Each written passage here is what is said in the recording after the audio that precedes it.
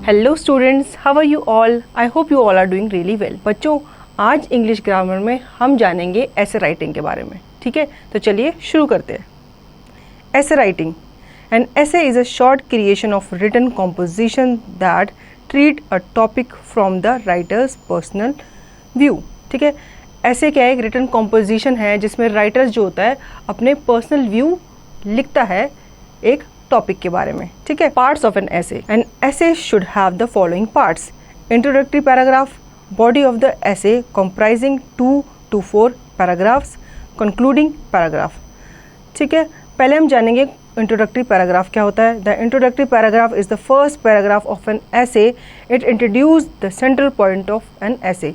A good opening paragraph capture the interest of a reader and tells why your topic is important. ठीक है, introductory paragraph क्या होता है, जिसमें आप अपने टॉपिक के बारे में इंट्रोडक्शन देते हो। ठीक है, आपका इंट्रोडक्शन इतना इंटरेस्टिंग होना चाहिए कि पढ़ने वाले को वो अच्छा लगे। Body of the essay, it is the main idea of an essay. It comprises 2 to 4 paragraphs which develop the effective point of your essay. In order to write a good essay, it is very important to write the body of the essay very well. The following are some steps to write it well. ठीक है, आपका body of the ऐसे होना चाहिए जो आप topic के बारे में अपने ऐसे में लिखते हो। इसमें आप दो से ज़्यादा पैराग्राफ यूज़ कर सकते हो लिखने में। यहाँ पे कुछ स्टेप्स हैं जो आपको फॉलो करने हैं। List the points that develop the central point of your essay to make it a paragraph. ठीक है, पहले आपको एक सेंट्रल पॉइंट बनाना है जो कि आपके टाइटल के आसपास वो घूमना चाहिए, मतलब उसके बारे में उसके पैराग्राफ में लिखा होना चाहिए। Place each supporting point in its own paragraph. ठीक है, अब आपको हर पॉइंट को उस पैराग्राफ से रेलेवेंट बनाना है कि वो उस टॉपिक से कैसे रेलेवेंट है। Develop each supporting point with facts, details and example to make it a paragraph. ठीक है, अब आप चाहो तो उसको और बड़ा कर सकते हो, आप उसमें पॉइंट्स और ऐड कर सकते हो, फिर उनको अच्छे से डिटेल में एग्जाम्पल के साथ एक्सप्लेन कर सकते हो। थर्ड आता है आपका concluding paragraph. The concluding paragraph comes at the end of an essay after you have finished developing your ideas. It is the main conclusion of the ऐसे।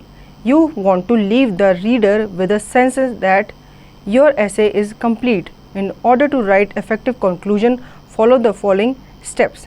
ठीक है, आपको अपने ऐसे को एंड करना है, अपने आइडियाज़ को एंड करना है, तो आप उसको क्या करोगे, एक कंक्लूजन पैराग्राफ में उसको लिखोगे। ठीक है, अब यहाँ पे भी कुछ स्टेप्स है जिसको आपको फॉलो करना है जब आप अपना ऐसे एंड कर रहे होते हो। Restate the strongest point of the essay that supports your central point. आपको आपका स्ट्रॉन्गेस्ट जो पॉइंट है आपके टाइटल का, उसको आपको रीस्टेट करना है। ठीक है, यूज़ डिफरेंट इफेक्टिव वर्ड्स। ठीक है, आपको अपने कंक्लूजन में डिफरेंट इफेक्टिव वर्ड्स यूज़ करने हैं जो आपके रीडर को, पढ़ने वाले को अफेक्ट करेगा।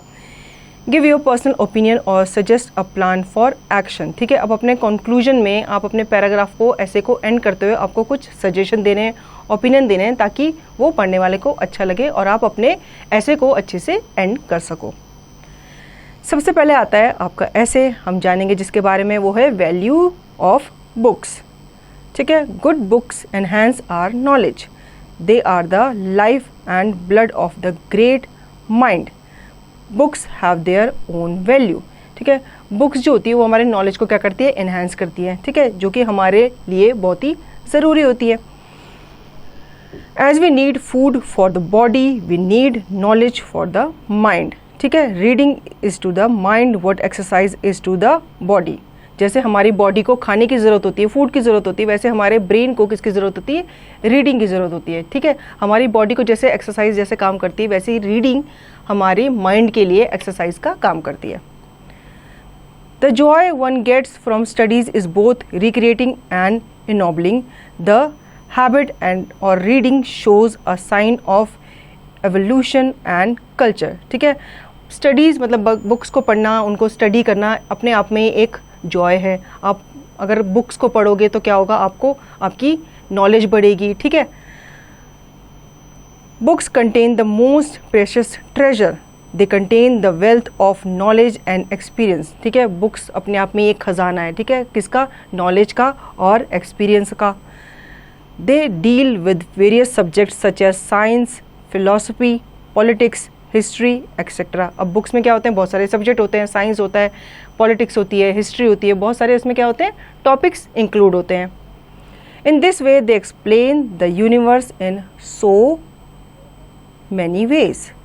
The political ideas of Plato and Aristotle hold meaning and influence even today. ठीक है, जो हमारे political ideas of Plato and Aristotle हैं, इनके जो आइडियाज़ हैं वो अभी तक हमें क्या करते हैं, इन्फ्लुएंस करते हैं। ठीक है, we remember Shakespeare, Wordsworth, Premchand and Kalidas for their contribution to literature. हम आज भी शेक्सपियर, विलियम वर्ड्सवर्थ, कालिदास और प्रेमचंद इनको याद करते हैं, इन्होंने जो लिखा है हमारे लिए उसकी वजह से। Even today statements, scholars, philosopher rights book. ठीक है, आजकल क्या है, आजकल के जो स्कॉलर्स हैं, जो हमारे फिलोसफर हैं, वो भी अच्छी अच्छी बुक्स लिखते हैं। Besides books are our best companion, they are our true friends. ठीक है, इसके बावजूद जो बुक्स होती हैं वो हमारी क्या होती हैं, बहुत अच्छी दोस्त कहलाती हैं।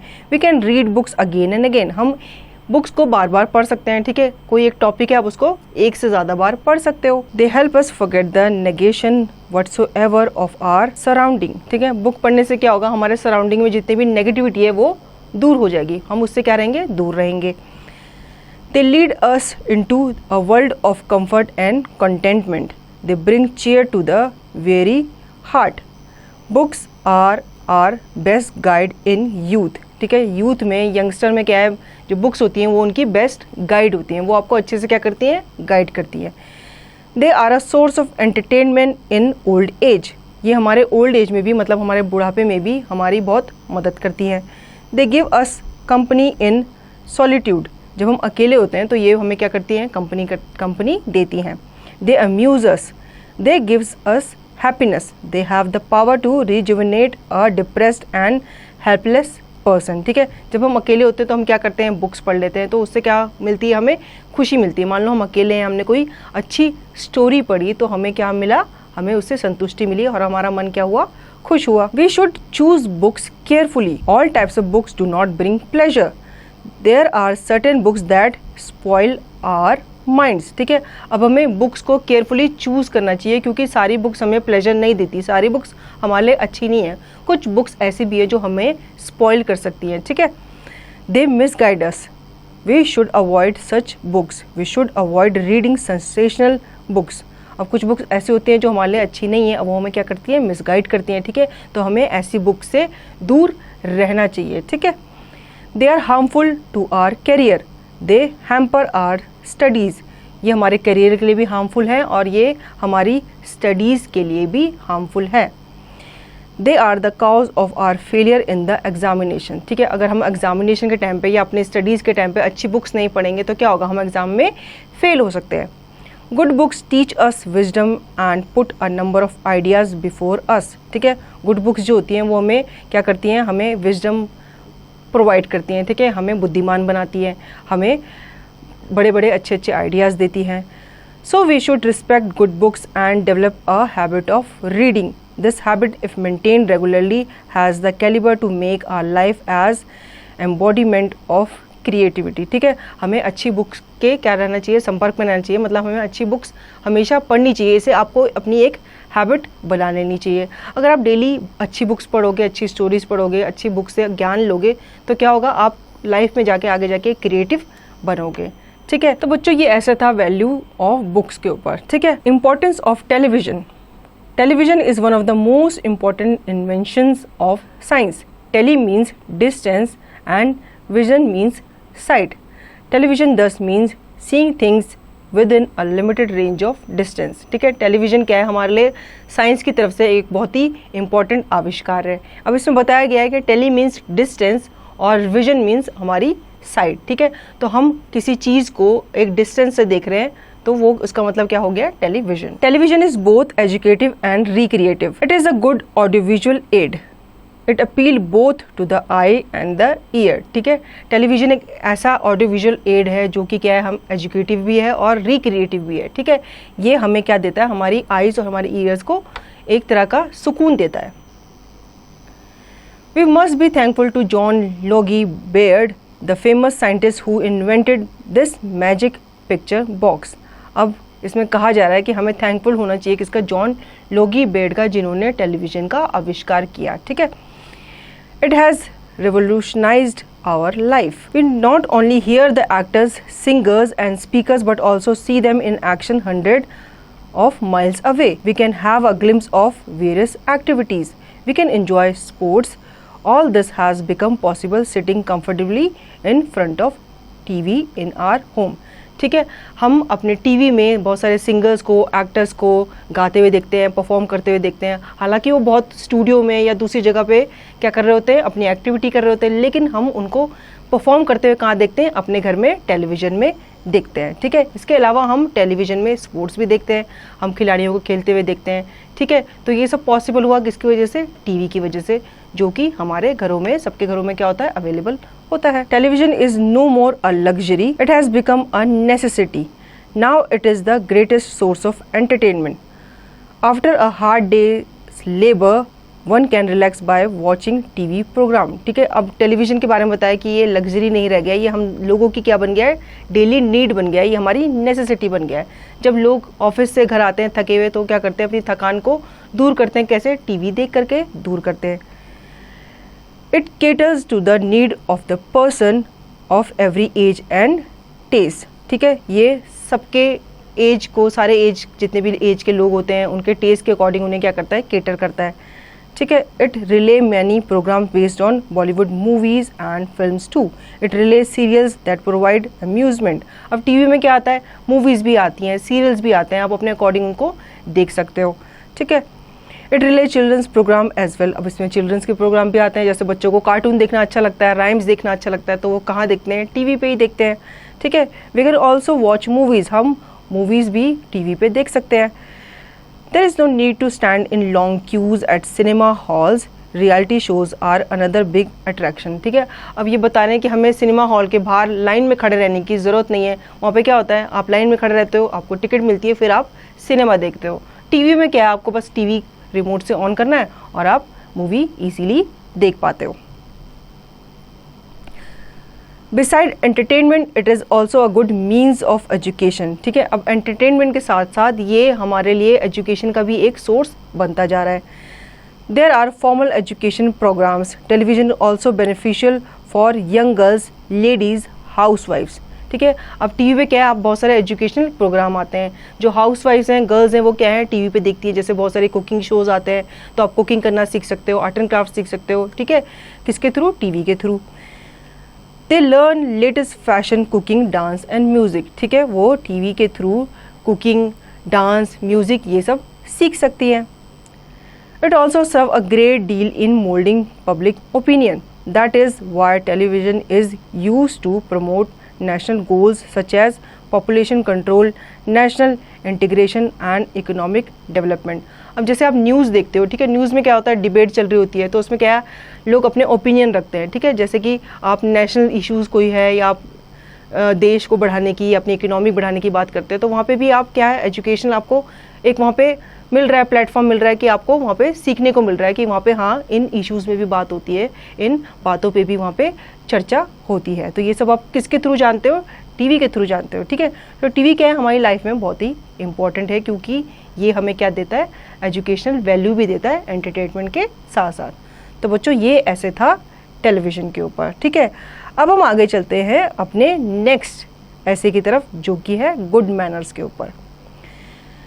Good manners are a virtue.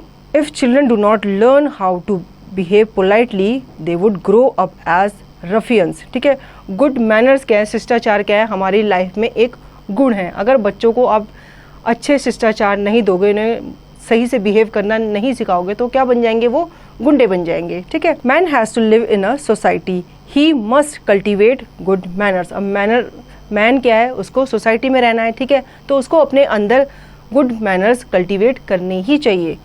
This makes life worth living. Good mannered person earn the respect of others. ठीक है, अब जो आदमी अच्छे से बिहेव करेगा, वो दूसरों की रिस्पेक्ट पाएगा ना। ठीक है, good manner determine not only the present worth of a person but also his future greatness. ठीक है, वो ये आपके आज को तो सुधारते ही सुधारते हैं, ये आपके फ्यूचर को भी, आपके भविष्य को भी अच्छा बनाते हैं। क्या बनाते हैं? आपके अच्छे शिष्टाचार।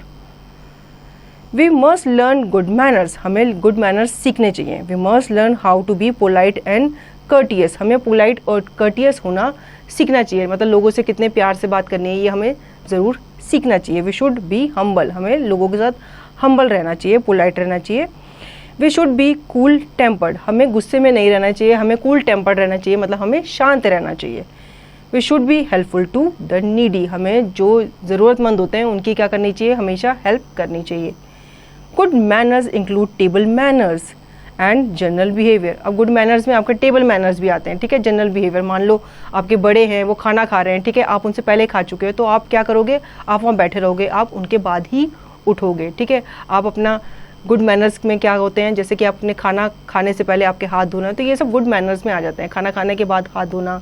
ठीक है, we must know that we should not leave the table until other have finish. ठीक है, अब वही मैंने बताया कि आप अपना टेबल से उठ नहीं सकते जब तक दूसरों ने खाना नहीं खाया, ये भी अच्छे शिष्टाचार की निशानी होती है। We must take our turn in a queue. ठीक है, हमें जब हम लाइन में खड़े हैं, किसी कतार में खड़े हैं, तो हमें अपनी बारी आने का वेट करना चाहिए, ना कि हम लाइन तोड़ करके सीधा आगे चले जाएं। ठीक है, ये अच्छे शिष्टाचार नहीं होते। अच्छे शिष्टाचार होते हैं कि आप लाइन में खड़े रहो और अपनी बारी आने का वेट करो। We must offer seat if a lady or elderly person is standing. अब जैसे आप ट्रेन में, ठीक है, आप बस में जा रहे होते हो, तो अगर आप बॉय हो, मैन हो, तो आपको किसी बूढ़े को या फिर किसी लेडी को अपनी सीट ऑफर करनी चाहिए। We must not damage public property. We should not pluck flowers from public parks, हमें पब्लिक प्रॉपर्टी को डैमेज नहीं करना चाहिए, और अगर हम पब्लिक पार्क में गए हैं तो वहाँ पे भी फ्लावर्स को तोड़ना नहीं चाहिए। We should not tear pages from library books or magazine. ठीक है, अब जो लाइब्रेरी बुक्स होती हैं वो लाइब्रेरी की प्रॉपर्टी होती है। वैसे तो हमें किसी भी बुक का पेज नहीं फाड़ना चाहिए, लेकिन इसमें बोला गया है कि आपको जब आप लाइब्रेरी जाते हो तो लाइब्रेरी बुक्स की जो पेज होते हैं या मैगजीन के जो पेज होते हैं उसको आपको फाड़ना नहीं चाहिए। Cultivation of these manners will surely win us respect. ठीक है, अगर ऐसे गुड मैनर्स हम अपने अंदर कल्टिवेट कर लें तो वो हमें दूसरों से रिस्पेक्ट ज़रूर दिलाएंगे। An ill mannered person is always disregarded, hated and avoided by his friends and relatives. जो बच्चे या जो लोग होते हैं जो अच्छे से बिहेव नहीं करते, तो क्या उनकी कोई रिस्पेक्ट करता है? नहीं करता। उनके फ्रेंड्स और उनके रिलेटिव उनकी रिस्पेक्ट नहीं करते। There is no doubt that people with good education rise to top position, but good manners are essential to bring that education is practicality. ठीक है, अब आप पढ़ते हो और अच्छा पढ़ते हो, ठीक है, अपने एग्जाम में टॉप कर रहे हो, तो आप आगे जाके क्या करोगे? अच्छी पोजीशन हासिल करोगे। लेकिन अगर आपके अंदर गुड मैनर्स भी है तो आप समाज में भी अच्छी पोजीशन हासिल करोगे, मतलब लोगों के दिलों में आप राज करोगे। A man who displays wealth will attract admirers and flutters. A person who share his learning skills with others will make a good impression. ठीक है, अगर आप अच्छे से बिहेव करते हो तो लोगों के दिलों में आप क्या है? अच्छी छाप छोड़ के जाते हो, लोग आपको अप्रिशिएट करते हैं। But a person who wins others with his good manners win lasting friendship. The man of good manners will get respect wherever he goes. ठीक है, जो अच्छे से बिहेव करता है ना, उसका हर कोई फ्रेंड बनना चाहता है। ठीक है, और अगर आपका अच्छा बिहेवियर है तो लोग आपको रिस्पेक्ट देंगे throughout life. Good manners are valuable ornament with which one can decorate oneself. Good manners को एक तरह से वैल्यूएबल ऑर्नामेंट भी कहा गया है। ठीक है, गुड मैनर्स, अच्छे शिष्टाचार आपका गहना है जो आप अपने साथ कैरी करते हो। A good manner person is respected by all. ठीक है, गुड मैनर्ड पर्सन को, जो एक अच्छा शिष्टाचार का आदमी होता है ना, उसे हर कोई रिस्पेक्ट देता है। Good mannered enable a person to feel refresh and to possess a high sense of learning throughout his life. ठीक है, गुड मैनर वाला जो इंसान होता है वो सेंसिबल होता है और अपने आप को हमेशा फ्रेश फील रखता है, क्योंकि वो अपने आप में खुश है कि उसने सबके साथ अच्छे से व्यवहार किया, ठीक है, और यही थॉट उसका उसकी लाइफ में उसे बहुत आगे लेके जाता है। तो बच्चों, गुड मैनर एक ऐसा आपका व्यवहार है जो आपको लाइफ में बहुत आगे लेके जाता है, ठीक है। तो ये ऐसे था किसके ऊपर, गुड मैनर्स के ऊपर। अब यहाँ पे आपको एक्सरसाइज दी गई है जिसकी प्रैक्टिस आपको खुद से करनी है।